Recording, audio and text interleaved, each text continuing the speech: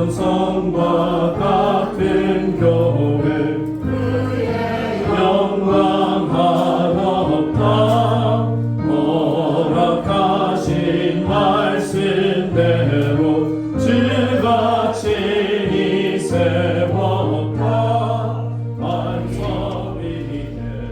이 시간 베드로 설교의 결론이라는 제목으로 하나님의 말씀을 배워나야 드립니다. 지금 저희는 계속해서 지난 성령 강림 주일 이후로 사도 행전을 중심으로 성령께서 어떻게 교회를 만들어내셨으며 또 그 교회를 통해 어떻게 역사해 나가시는가를 우리가 보고자 합니다.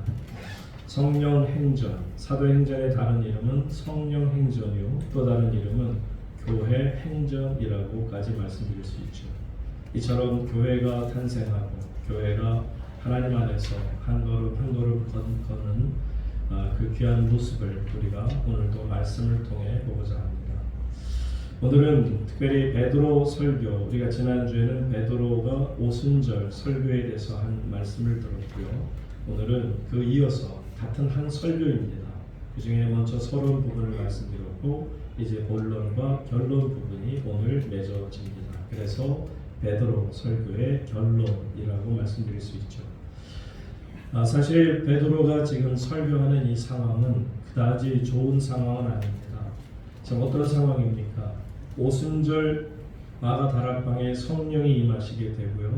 그래서 120명의 성도들이 모여 기도하다가 성령의 불을 받고 그리고 뛰쳐나가서 방언을 말하기 시작하는데 놀랍게도 그들이 말하는 방언은 온 세계 각국에서 모여든 사람들이 자기가 태어난 모국에서 배웠던 언어들을 사용하고 있음에 깜짝 놀랐죠.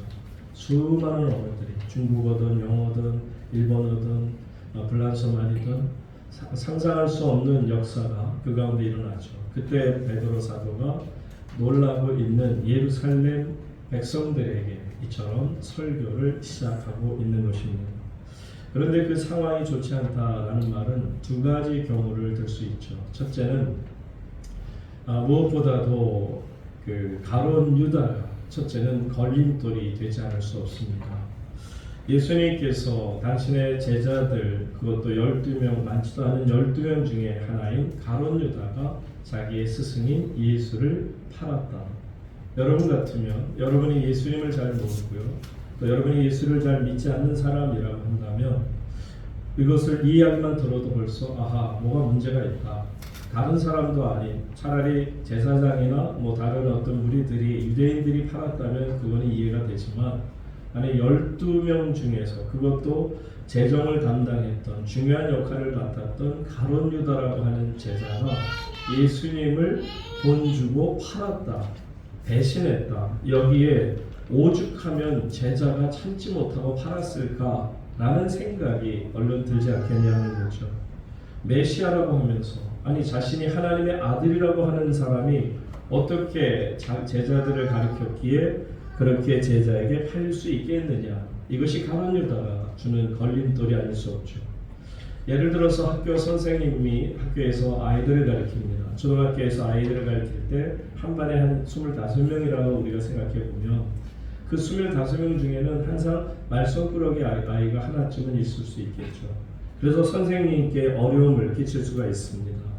그러면 사람들은 대번에 말하기를 아하 선생이 대체 뭘 가르쳤기에 저 아이가 저렇게 엉망인가 라고 그를 가르친 선생을 욕하지 않겠느냐는 겁니다. 가정에서도 마찬가지죠. 자녀가 5이 있던 아니 10이 있다 할지라도 그 중에 한 자녀가 문제아처럼 행동하면 모든 사람들은 이야기하기를 오죽하면 얼마나 가정에서 교육이 없었으면 부모가 제대로 가르치지 못했으면 저런 아이가 나왔을까. 부모를 욕하는 경우를 보게 되죠. 예를 들어서 목사의 가정도 마찬가지입니다. 목사의 가정에 있는 자녀 중에 하나가 만약에 신앙생활도 제대로 하지 않고 문제를 일으킨다면 다른 사람들은 혀를 찰 거죠. 쯧쯧 목사는 당대에서 잘 살라 열심히 살라고 하나님 말씀 안에서 바르게 살라고 선포하지만 오죽하면 자기 자식 하나 제대로 가르치지 못해 저런 어려움을 갖고 있는가. 이처럼 사람들은 생각하기를 예수 그리스도께서 오죽 잘 못 가르치셨으면 그 제자 중에 하나가 예수님을 향해 칼을 등에 꽂을 수 있겠느냐. 이것은 학생도 제자도 문제이지만 그를 가르쳤던 3년씩이나 가르쳤던 예수에게도 문제가 있다라는 것이었기에, 그래서 그런 상황 속에서 예루살렘 사람들이 다 알고 있지 않습니까? 그러니 참 복음을 전한다는 일이 결코 쉬운 상황은 아니죠. 두 번째 걸림돌은 또 뭐냐면 십자가라는 것입니다. 여러분 아시겠지만 이 십자가라고 하는 것 자체가 참으로 어렵다라는 생각을 갖습니다. 왜냐하면 십자가는 저주받은 사람들만이 달리는 것이거든요. 오죽 나쁜 짓을 했으면 강도 대신에 그 자리에 예수로 바꿀 수밖에 없었을까? 이처럼 예수에 대해서 이야기를 하기를 뭐라고 말하느냐면 예수는 문제가 많다는 겁니다. 제자에게서도 버림받고 오죽하면 십자가에 못 박혀 죽을 만큼 그는 많은 죄가 있을 것이다 라는 것이기에, 자, 이런 상황 속에서 예수께서 우리의 구세주십니다, 주인이십니다 설교하기가 얼마나 어려웠을까. 아마 베드로 사도가 설교하려고 딱 섰을 때 수많은 사람들은 그런 심정을 가지고 베드로를 향해서 비아냥거리는 이들이 많았을 것임을 우리가 압니다. 그런데 이때 베드로 사도가요 얼마나 설교를 기가 막히게 잘했는가 하면, 여러분 기억하십니까? 예수님께서 너희는 나를 누구냐 하느냐 했을 때 베드로가 기가 막히게 대답했죠. 주는 그리스도시요 살아계신 하나님의 아들이십니다. 그때 예수님께서 너무 반하셨어요. 와, 너무 잘했다. 그러시면서 칭찬하신 말씀이 마태복음 16장 바로 17절에서 이렇게 칭찬하십니다. 예수께서 대답하여 이르시되 바요나 시몬아 네가 복이 있도다. 이를 내게 알게 한 이는 누구라? 혈육이 아니요 하늘에 계신 내 아버지시니라. 그러니까 이 지금 베드로가 얼마나 기가 막힌 대답을 드렸는지 예수님께서 와 너무 멋있다, 잘했다 칭찬하시는데요. 아마 하늘에 계신 하나님께서도요 지금 베드로가 그 군중들 앞에서 예루살렘 백성들, 그래서 설교 자체를 듣고자 하는 마음이 전혀 없이 오히려 그들 마음속에는 마치 요즘으로 따지면 교회를 바라보는 눈처럼 너희에게는 문제가 많아, 너희끼리 잘 먹고 잘 살고 교회는 돈이 많고 교회는 말만 있을 뿐 외식하고 가식적인 사람들이 투성이다라는 그런 생각을 갖는 부정적인 그런 상황 속에서 그분들에게 다가가 복음을 전하는 일이 얼마나 어렵겠느냐는 거죠. 그런 지금 예루살렘 이 상황 속에서 이런 어려운 상황임에도 불구하고 그가 얼마나 멋진 설교를 하는지 바로 하나님께서는 그를 향해서 잘하였도다, 착하고 충성된 내 종 베드로야, 어떻게 그런 기가 막힌 설교를 할 수 있겠니? 라고 칭찬하지 않으셨을까? 여러분 저도 설교를 하는 가운데 평생 36년 동안 40년 동안 제가 사실 설교한 게 40년의 기간인데 40년 설교를 하면서 수많은 설교를 하는 가운데 바로 제 눈앞에서 4개월 동안 플래카드 들고 저를 향해 데모하는 가운데 설교하기란 쉽지 않았습니다.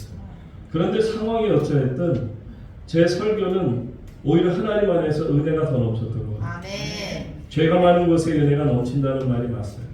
그러다 보니까 저는 더 집중해서 다른 세상 얘기 다 빼버리고 오직 하나님의 말씀만, 주의 그리스도의 복음만을 전하자 하는 생각으로 정말 하나님 앞에 단에 설 때마다 그들이 어떤 방해를 내 눈앞에서 바로 코앞에서 하더라도 상관없이 하나님의 말씀을 선포할 수 있었죠. 그러니까 베드로 사도가 지금 어떤 심정으로 하나님 앞에 서서 이 설교를 하고 있는지를 우리가 보는데, 지난주에 베드로 사도가 이 오순절 성령 사건, 왜냐하면 수많은 사람들이 막 그냥 각 나라 방언으로 언어로 막 말하는 것을 보고 놀라고 있는 백성들에게 이것은 사람들이 인위적으로 만든 사건이 아니라 바로 요엘서에서 나온 것처럼 성령의 기름 부음이 있어서 구약 성경의 역사가 그대로 지금 일어나고 있는 것이다 아멘. 라고 말씀하며 또 이 설교가 시작되었던 것을 여러분이 기억합니다. 자, 그럼 오늘 본문에서는요 어떻게 그 설교를 계속 이어가고 있는지를 보고자 합니다. 오늘은 그 베드로 사도가 이 베드로 설교를 계속 이어가는 가운데 예수님의 삶이 어떠했는지, 그리고 예수님의 죽음이 어떠했는지, 그리고 예수님의 부활이라는 것이 어떠했는지를 먼저 예루살렘 백성들에게 선포하는 것을 우리가 볼 수 있죠. 자, 먼저 예수님의 삶을 소개하며 먼저 이 백성들에게 예수님이 어떤 분인가를 이렇게 설명합니다. 22절 본문의 말씀을 함께 읽겠습니다. 시작. 이스라엘 사람들아 이 말을 들으라. 너희도 아는 바와 같이 하나님께서 나사렛 예수로 큰 권능과 기사와 표적을 너희 가운데서 베푸사 너희 앞에서 그를 증언하셨느니라. 아멘. 아멘. 베드로 사도는요, 예수님의 삶을 말씀하는데 이게 얼마나 중요하냐면 예수님을 설명함에 있어서 논리적으로 어떤 철학적으로 사실적으로 그렇게 설명하지 않고요, 그냥 예수님이 행하신 사건 그대로를 설명하고자 합니다. 마치 그 신문 기자가 리포트를 쓸 때 육하 원칙이라는 게 있잖아요. 언제 어디서 누가 무엇을 어떻게 왜 하는 것처럼 그 모든 것을 그대 있는 대로 사건을 사건적으로 기술하는 것과 같이 오순절 사건을 가리켜서 그는 말하기를 22절에 보는 것처럼 나사렛 예수로 큰 권능과 기사와 표적을 너희 가운데 베풀어 주셨다. 여러분, 큰 권능이라는 것은 amazing 그 파워가 될 수 있고요, amazing authority가 될 수 있습니다. 그러니까는 놀라운 정말 능력을 주님께서 우리에게 베풀어 주셨고요, 또 그동안에 예수님께서 얼마나 많은 기사와 이적들을 행했는지를 우리에게 말씀합니다. 그러니까 예수님의 삶을 표현하는 세 가지 단어가 큰 권능, 기사, 표적이라고 말씀드릴 수 있습니다. 사실 그렇죠. 예수님께서는 갈릴리에서 수많은 문둥병자를 고쳐주셨고요, 안진뱅이들을 일으켜주셨고요, 많은 소경들의 눈을 뜨게 하셨고요, 각색 병든 자를 고쳐주셨을 뿐만 아니라 더러운 귀신 들린 자들을 귀신을 쫓아내 주셨습니다. 성난 바다를 향해서 파도를 향해 꾸짖을 때 잠잠하게 되는 기적도 보여주시고요, 무엇보다도 오병이어의 기적을 통해서 5,000명을 먹이고도 12광주를 남는 놀라운 표적을 보여주셨습니다. 자, 이것이 예수님의 삶이었다라는 것입니다. 그건 누구도 알죠. 예루살렘 백성들도 이미 예수님에 대한 소문을 충분히 들었고 알았고 그것을 직접 목도한 사람들도 많았을 것입니다. 그런데 그것에 대해서 다시 한번 예수님의 삶이 어떠했는지, 얼마나 많은 표적을 통해 수많은 사람들을 구원하고자 했는지를 설명하는 것을 보죠. 두 번째는, 자, 그런데 이렇게 하나님 안에서 놀라운 권능을 펼치셨던 예수님의 죽음에 대해서 설명합니다. 23절 말씀 보세요. 다 같이 읽습니다. 시작. 그가 하나님께서 정하신 뜻과 미리 아신 대로 내준 바 되었거늘 너희가 법 없는 자들의 손을 빌려 못 박아 죽였으나. 너희가 아는 것처럼 예수님 십자가에 못 박혀 달려 죽으셨다는 거예요. 그거는 누구라도 알고 보았던 사실입니다. 그런데 여기에서 베드로는 말하기를 하나님께서 정하신 뜻이었다. 그러니까 예수님의 죽으심의 것은 하나님이 정하신 것이라는 거죠. 하나님이 계획하신 거라는 겁니다. 그런데 여기에 큰 문제가 있어요. 뭐냐면 무서운 말을 하고 계십니다. 자, 하나님께서 정하신 뜻이고 미리 아신 대로 하나님께서 내주었기는 했지만, 자, 하나님이 우리에게 예수를 죽도록 내버려 주셨지만, 그런데 문제가 이거예요. 너희가 지금 예루살렘 백성들이라고 말씀드렸어요. 지금 오순절 다락방의 기적을 보고 놀라고 있는 그 무리들입니다. 그 수많은 사람들에게 말하기를 바로 너희 예루살렘 사람들이여 너희가 법 없는 자들의 손을 빌려 어떻게 했다? 못 박아 죽였어. 그러니까 결국은 다른 사람이 아닌 너희들이라는 거예요. 로마 병정 핑계대지 말라는 겁니다. 그러니까 이런 말씀인 거죠. 자, 너희가 죄 없다고 하지만 사실은 너희들이 하나님의 법을 모르고 있는 빌라도라든지 로마 병정 그 하수인들을 이용해서 예수님을 십자가에 못 박게 해준 것이다. 하나님의 법이 없는 자들이 죽인 것이 아니라 소위 너희처럼 하나님을 믿는다고 하는 너희들이 예수 그리스도를 죽인 것이다 라고 말하는 것이죠. 그러니까 이것을 듣는 예루살렘의 무리들이 순간 아득했을 겁니다. 굉장히 무서운 말씀이 들려지고 있죠.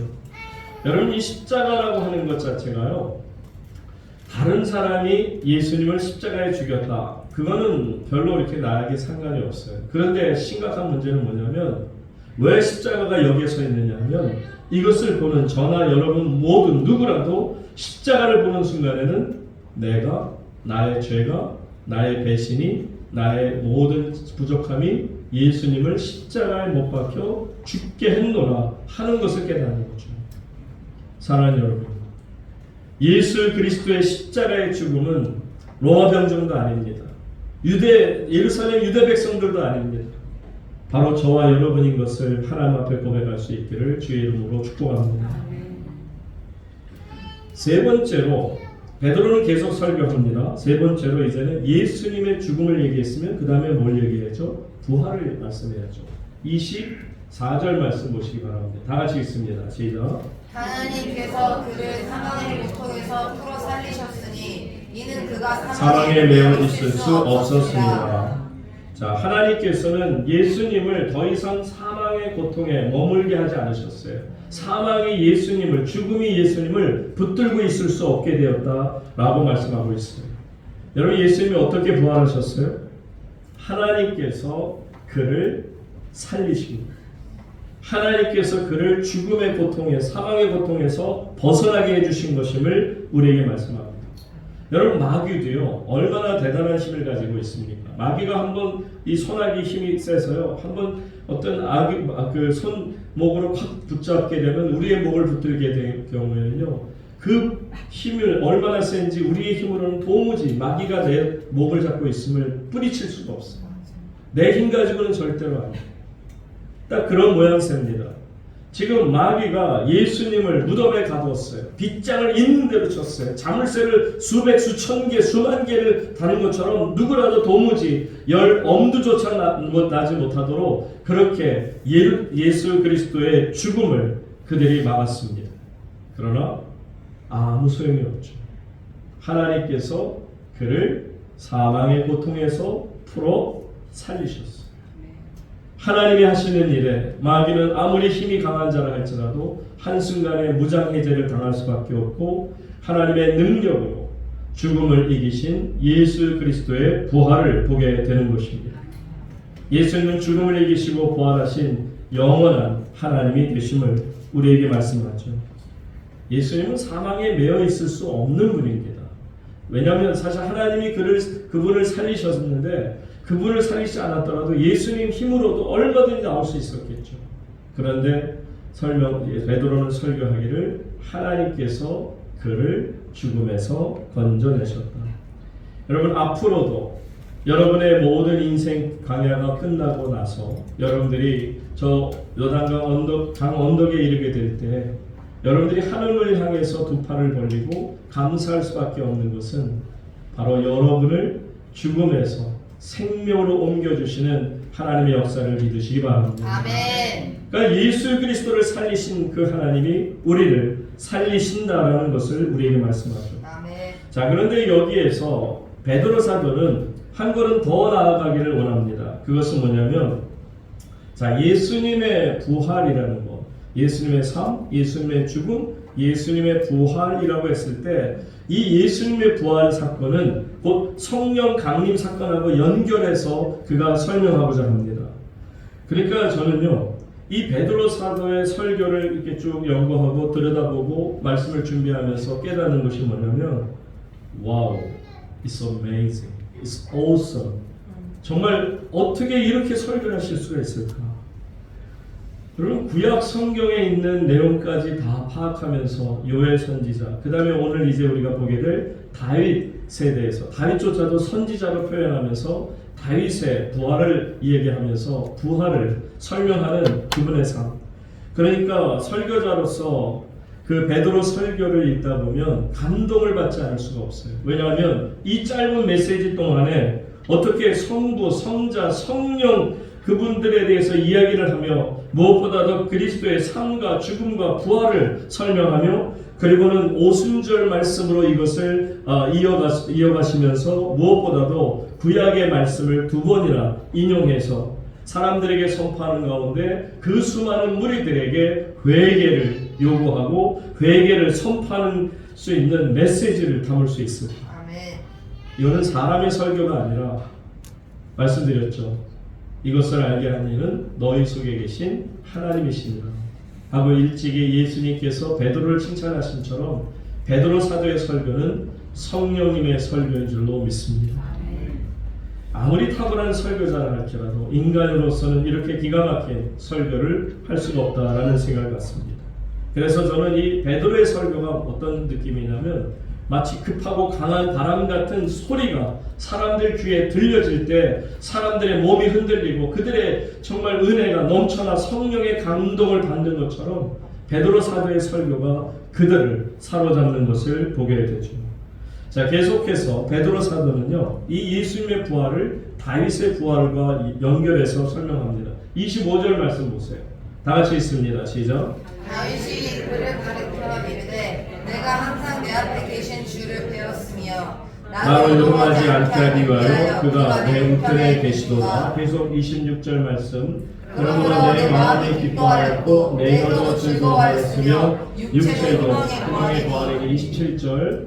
이는 내 영혼을 음부에 버리지 아니하시며 주의 거룩한 자로 썩음을 당하지 않게 하실 것입니다. 28절 계속. 주께서 생명의 길을 내게 보이셨으니 주 앞에서 내게 기쁨이 충만하게 하시리로다 하였으므로. 베드로 사도는요, 이 시편 16편의 말씀을 인용하면서 자신의 설교를 통해 바로 다윗이 부활의 신앙을 가지고 있음을 설명합니다. 여러분, 이 바울이 아브라함이 부활 신앙을 가졌다는 것은 히브리서 11장에 우리가 잘 알죠. 아브라함이 그 부활의 신앙을 가지고 내어줄 수 없는 가운데 바랄 수 없는 중에 바라는 것을 우리가 볼 수 있었습니다. 그런데 베드로 사도는 놀랍게도 지금 이 예루살렘 백성들을 모아놓고 그들 앞에서 설명하기를 바로 여러분이 보는 것처럼 예수 그리스도의 부활 신앙이 곧 다윗의 부활 신앙과 같은 것이요, 그 다윗의 부활 신앙이 내가 가지고 있는 부활 신앙과 같은 것입니다. 그렇게 설명을 하고 있죠. 여러분, 다윗은 부활 신앙에 대한 놀라운 고백을 하며 예언을 하는 것을 볼 수 있습니다. 33절 보세요. 33절을 보면 기가 막힌 설명이 나옵니다. 하나님이 오른손으로 예수를 높이심에 그가 약속한 성령을 아버지께 받아서 너희가 보고 듣는 이것을 어떻게 하셨다? 부어주셨느니라. 여러분, 성부, 성자, 성령의 이름이 한 곳에 나오는 것, 성경 말씀은 여기가 유일합니다. 하나님 아버지가 나와요. 하나님이 오른손으로 누구를 높이셨어요? 예수를, 성자 예수님을 높이셨고요. 그 다음에 그가 약속하신 누구를? 성령을 아버지께 받아서 너희가 보고 듣는 이 모든 오순절 다락방의 성령의 역사가 이렇게 나타난 것이다 라고 말씀하는 거죠. 자, 25절로 다시 돌아가서 보세요. 25절에 보시게 되면 다윗이 이렇게 고백합니다. 다윗이 그를 가리켜 이르되 내가 항상 내 앞에 계신 주를 배웠으며. 여러분, 이 다윗의 부활 신앙을 통해 우리가 알 수 있는 것은 뭐냐면 부활 신앙이라는 건 다른 것이 아니에요. 하나님이 항상 내 앞에 계시다는 거예요. 내 옆에 오른편에 계시다. 내가 항상 내 앞에 계신 예수님을 배웠으며 나로 요동하지 않기 위하여 그가 내 우편에 어떻게 했다? 계시도다. 그래서 나는 I will not be shaken. 더 이상 흔들리지 않겠다. 요동하지 않겠다는 거예요. 여러분, 하나님께서 내 앞에 계시다. 내 오른편에 계시다는 게 뭐예요? 그분은 주무시지도 졸리지도 아니하시며 있다가 사라지는 분도 아니시며 영원한 분이시고 전지전능한 분이시고 나의 예배의 대상이 되시며 늘 살아계신 하나님, 나의 하나님이시라는 거죠. 아멘. 그분은 나를 떠나신 적이 없어요. 아멘. 항상 언제든지 나를 지켜주시기에. 여러분, 요즘처럼 요동치는 세상이라는 게 느껴질 때가 있습니까? 오늘 아침에 뉴스를 보니까 Weather Refuge라고 호주 채널 10에서 특별히 요즘 이상 기온들이 너무 각 처에서 나타나는 것을 설명합니다. 그러면서 설명하기를 Weather Refuge. 여러분, 기후 피난민들이 나와요. 그래서 정말 땅이 없어지고요. 섬이 사라져서 어쩔 수 없이 그 나라에서 그 섬 주민들을 육지로 옮기고 200억, 500억이나 돈을 들여서 집을 지금 지어주고 있는 형편입니다. 여러분 이처럼 온 세상이 요동을 칩니다. 그저 왜 날씨만이 아니라 사람들의 생각도 얼마나 정말 포악해져 가는지 우리가 생각하는 이상으로 우리가 살고 있는 이 세상을 서 있기조차 현기증이 날 만큼 흔들리고 있음을 압니다. 그 가운데 부활신앙을 가진 다윗이 고백하기를 그러나 나는 항상 내 앞에 계신 주님을 배울 수 있고 아멘. 내 오른편에 계신 주님이 있기에 I'll not be shaken.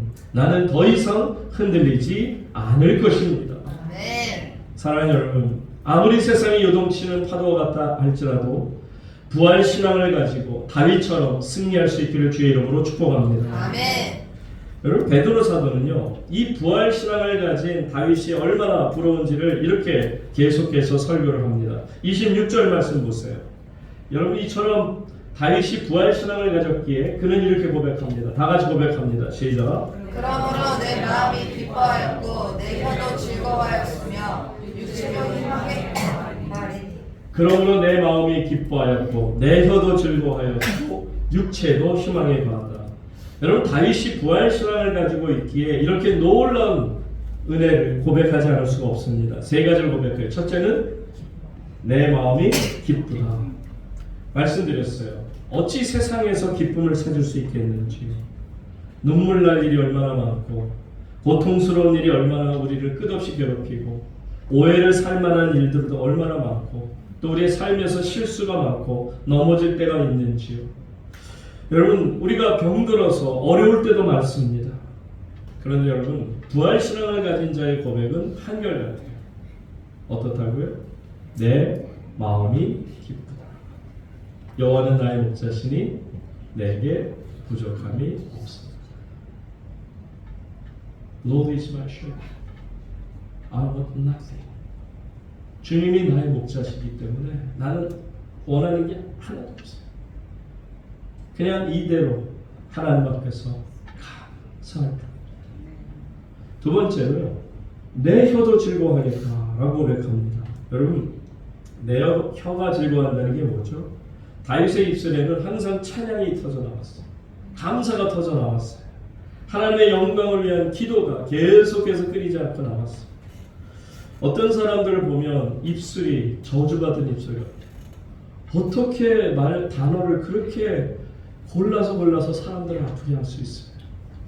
입만 열면 다른 사람을 지옥으로 빠뜨리는 경우도 봅니다. 밤낮 불평합니다. 밤낮 그 입술로 비판하고 욕하는 사람이 있습니다.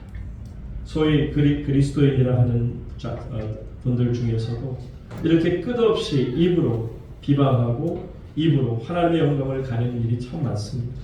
그런데 부활신앙을 가진 다윗은 고백하기를 내 혀도 어떻다? 즐거워하였습니다. 항상 하나님을 찬양할 수 있습니다. 아멘. 또한 계속 보시면 이 부활신앙을 가진 다윗은 뭐가 희망이 있다고요?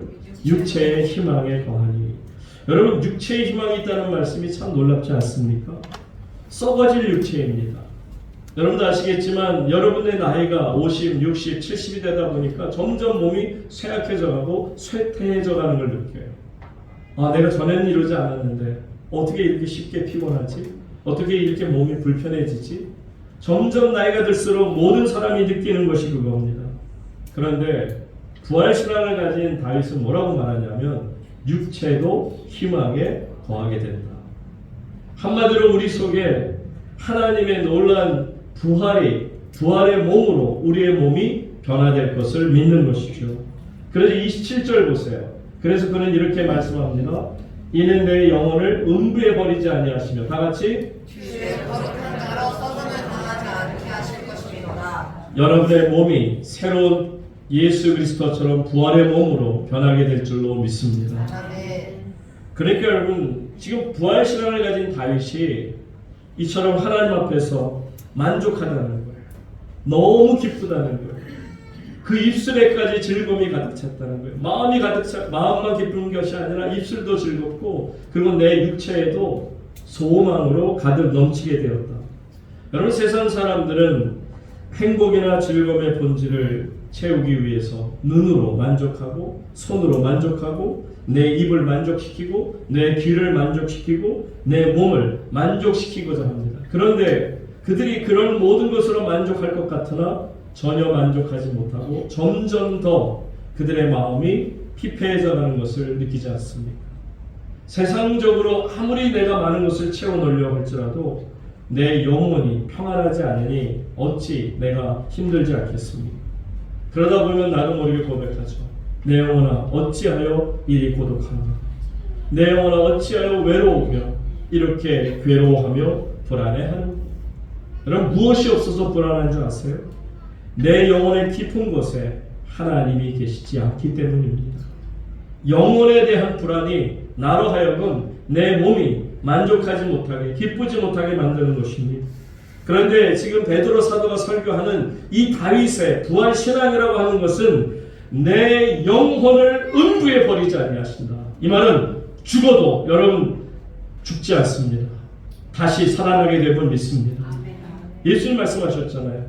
죽어도 다시 살아날 것이고 살아서 믿는 자는 영원히 죽지 아니하리니 이것을 내가 믿느냐 물으십니다.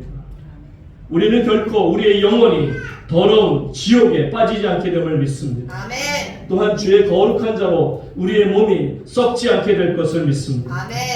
그러니 여러분 이것이 부활신앙이라고 했을 때 이 부활신앙을 가진 이 다윗이 하나님 앞에서 얼마나 참된 기쁨을 누리고 있었는지요. 성도님 여러분, 여러분은 구원받은 주의 백성들로서 어떻게 하나님 앞에 섭니까? 어떤 고백을 드립니까? 하나님, 정말 제가 구원받은 게 맞나요?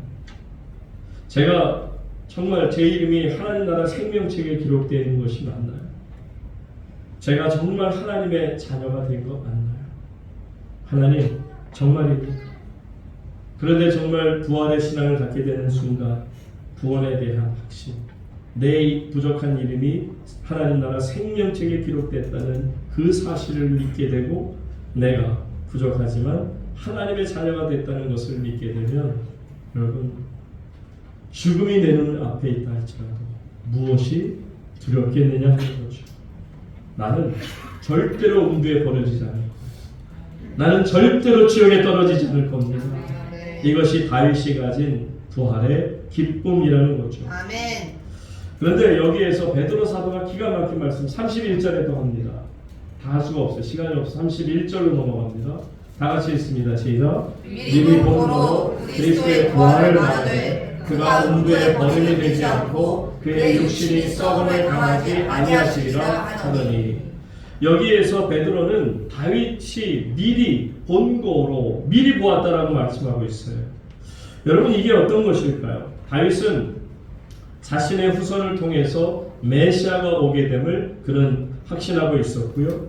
그러더니 그 메시아로 오신 그분이 바로 음부에 버림이 되지 않고 그의 육신이 썩음을 당하지 않게 되는 것을 내가 믿습니다 하는 그 고백이에요.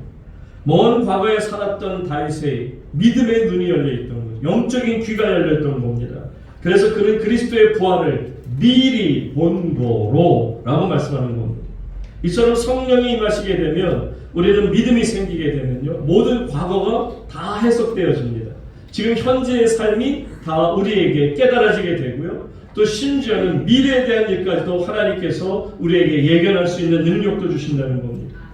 그러니 여러분 베드로의 설교처럼 여러분 자신도 다윗처럼 여러분 베드로의 부활신앙, 다윗의 부활신앙처럼 여러분들이 부활신앙을 가지고 다시 오실 메시아, 다시 오실 재림주를 기다릴 수 있기를 주의 이름으로 축복합니다. 아멘. 성령 받은 여러분들의 눈이라면 우리가 미리 보는 거로 이제 구름 타고 다시 오실 우리의 주님께서 재림하시는 것을 아멘. 믿음의 눈을 열어 부활의 주님을 볼 수 있게 될 것입니다. 아멘. 그러면서 그는 이 무리들 수많은 예루살렘 백성들에게 32절에 이렇게 선포합니다. 다 같이 읽습니다. 시작. 이 예수를 하나님이 살리신지라 우리가 다 이 일에 증인이 되었다. 그 전에 하나님이 예수님을 살리셨는데 이 부활에 대한 것을 우리는 증인이 되어 살 것이다. We are all witnesses of it. 이 일에 대해서 우리는 증인이 되어 우리의 남은 생애를 살아가게 될 것이다. 그래서 저는 이 베드로의 설교 가운데 요엘도 등장해서 요엘과 베드로의 만남도 기가 막히고요. 그리고 또한 이 다윗과 베드로의 만남이 기가 막혀요. 제가 그 미국 그 시카고에 있을 때, 갔을 때 그 빌리그램 센터에서 본 그림이 아직도 잊혀지지가 않아요. 그 그림이 어떤 그림이냐면 이제 빌리그램 목사님이 검은 양복을 입고 젊은 목사로서 설교를 막 하고 있는데 그 그림 가운데 주는 메시지가 뭐냐면 그 옆에 모세가 와서 이렇게 서 있고요. 옆에 바울이 서 있고요. 옆에 엘리야가 서 있고요. 기가 막힌 그림이에요. 그러니까 빌리그램 목사님의 입에서 어떤 선지자에 대한 이야기라든지 이런 이야기를 할 때마다 그분이 나타나서 빌리그램 목사님과 그 설교자와 그 모세와 엘리야의 만남을 이루는 거죠. 근데 그 중에 가장 감격적인 것은 그의 오른편에서 예수님께서 그 빌리그램 목사의 어깨에 손을 얹고 그의 입을 이렇게 눈을 바라보시면서 참 잘하였도다. 베드로 설교가 얼마나 기가 막혔는지 아까도 처음에 말씀드린 것처럼 기가 막힌 설교를 하고 있구나 칭찬하듯이 설교자의 등에 손을 얹고 축복하시는 장면. 저는 제가 그것을 본 지가 한 20년, 한 30년 되었는데 지금까지도 설교자로 설교할 때마다 저는 이 베드로 사도가 지금 설교할 때 바로 요엘이 나타나셨고 베드로 사도가 설교할 때 다윗이 나타나서 그와 더불어서 부활신앙을 함께 주고받을 때 그것을 선포하는, 그래서 그것을 듣는 모든 이들이 다윗을 만나고 요엘을 만나고 베드로를 만나고 있음을 알게 됩니다. 오늘날에도 수많은 설교자들, 저를 비롯한 모든 강단에 서서 외치는 설교자들의 선포하는 말씀 속에 주님의 귀한 백성들이 와서 함께 말씀을 선포하는 일을 돕는 줄로 믿습니다. 이 시간에도 다윗이, 베드로가, 예수님께서 제 설교를 도와 여러분에게 선포하는 줄로 믿으시기 바랍니다. 그러므로 우리는 다윗이 미리 보았던 부활의 신앙을 가질 수밖에 없죠. 자, 그러면서 이제 마지막으로 36절에서 이렇게 베드로는 설명합니다. 다 같이 36절 말씀 함께 읽습니다. 시작. 그런즉 이스라엘 온 집은 확실히 알지니 너희가 십자가에 못 박은 이 예수를 하나님이 주와 그리스도가 되게 하셨느니라 하니라. 아멘. 베드로 설교 전체를 이제 다음과 같이 요약할 수 있어요. 이제 결론을 맺는 거죠. 뭐냐면, 자, 오순절에 임한 성령의 사건은 인위적이거나 우연한 사건이 아니라 하나님께서 계획하신 약속, 곧 성령의 사건이라는 것이고요. 자, 이 성령의 사건의 주인공은 바로 성령의 모델이신 예수 그리스도시라는 것이고요. 그 예수 그리스도의 삶이 어떠했는지, 그분의 죽음이 어떻게 죽었는지, 또 그분이 어떻게 부활하셨는지를 설교하면서 이 부활의 기쁨과 감격과 승리와 축복이 바로 성령님의 임재하심이다. 이것이 바로 오순절 성령의 사건이라는 것을 설명합니다. 그러므로 온 예루살렘의 이스라엘인들이여 들을지어다. 너희는 종명할지니 너희가 죽인 이 예수님을, 너희가 못 박은 이 예수님이 결국은 너희의 주와 그리스도가 되게 하셨느니라 하니라. 여러분, 이게 베드로의 설교의 결론입니다. 그런데 이 설교를 듣고서는요, 얼마나 사람들이 은혜를 받는지, 마음의 찔림을 받게 되고요. 그 다음 말씀에 가서 보시게 되면 이 설교를 들은 그날 남자만 3,000명이 눈물로 회개하며 통회하며 주님 앞에 나와 세례를 받습니다. 여러분, 예루살렘 성 안이 온통 백성들의 회개하는, 통곡하는 외침의 소리가 가득 찼을 겁니다. 베드로의 설교 때문에. 여러분, 베드로의 설교가 얼마나 중요하다는 것을 저는 설교자를 통해서 받을 수 있는 은혜가 있음을 압니다. 제가 원드리교에 있을 때 그 하영정 목사님께서, 제가 한 4개월 정도 하영정 목사님을 따라다니면서 뭐 가방도 들고 하여튼 계속 목사님 가시는 곳마다 따라다녔는데, 그때 이제 그 트리니티 그 신학교를 그분이 이제 여시게 되고, 그러면서 그곳에서 이제 설교를 하실 때 제가 맨 앞에서 그 목사님을 보조해서 앉아 있었죠. 그런데 그 강단은 그 트리니티 대학은 한국에 있지만 서울에 있지만 영어로만 강의를 합니다. 그러니까 거기 신학생들이 다 외국에서 온 분들이거나 어쨌든 영어를 하는 영어권 사람들이 영어를 하셔요. 근데 이분이 서서 그 하시는 말씀이 뭐냐면 나는 다른 사람들처럼 영어도 잘 못합니다. 그러나 제가 이 트리니티 대학을 인수하고 다시 하게 될 때 하나님께 물었습니다. 하나님, 제가 왜 이렇게 몸도 약하고 정말 힘이 없어서 쩔쩔매는 이전 상태인데 거기다 영어도 하지 못하는 저를 왜 이 트리니티 대학을 세우게 하시고 여기에서 섬기게 하십니까? 그때 그 하영정 목사님 그 얘기를 하시더라고요. 하나님이 말씀하시기를 내가 너에게 성령을 주었다. 근데 제가 그 맨 앞에 앉아 있다가 그 말씀을 하는 순간 갑자기 제 속으로 그 이 강단에서 외치는 그 하영정 목사님의 설교를 통해 말씀을 통해 성령이 내 안에 강권적으로 임하시는 걸 느꼈어요. 아멘. 아, 그럴 수 있구나. 그 다음서부터 저도 강단에 오를 때마다 기도합니다. 부족한 종이지만 하나님의 말씀을 선포할 때마다 듣는 이들의 귀가 열리고 아멘. 성령을 체험할 수 있기를 축복합니다. 아멘. 제 능력 아니에요. 저는 부족함이 그지없습니다. 설교자 중에서도 정말 명함조차 내릴 수 없는 부족한 자이지만 제 입술을 사용하시는 성령님의 은혜가 오늘도 여러분과 함께 하시고 오늘 베드로 설교를 통해 무엇보다도 모든 그 백성들이 하나님이 우리의 구세주이시오 예수 그리스도가 나의 주인이신 것을 고백하는 참다운 고백이 오늘도 저와 여러분에게 넘치시기를 주의 이름으로 축복합니다. 네. 기도하겠습니다. 하나님 아버지, 이제는 말이 아니라 능력이 저희들에게 임하게 하여 주시옵소서. 아멘. 관념이나 성경적 지식이 아니라 살아있는 믿음이 생기게 하여 주시옵소서. 아멘. 성령을 지식의 대상으로 보는 것이 아니라 제 인격의 대상으로 경험하게 하여 주옵소서. 아멘. 성령님, 이제는 제게 능력이 필요합니다. 성령님, 제게 능력을 부어 주시옵소서. 아멘. 제 몸에 오시옵소서. 저의 삶의 부활의 주인으로 오시옵소서. 아멘. 예수 그리스도의 이름으로 기도하옵나이다.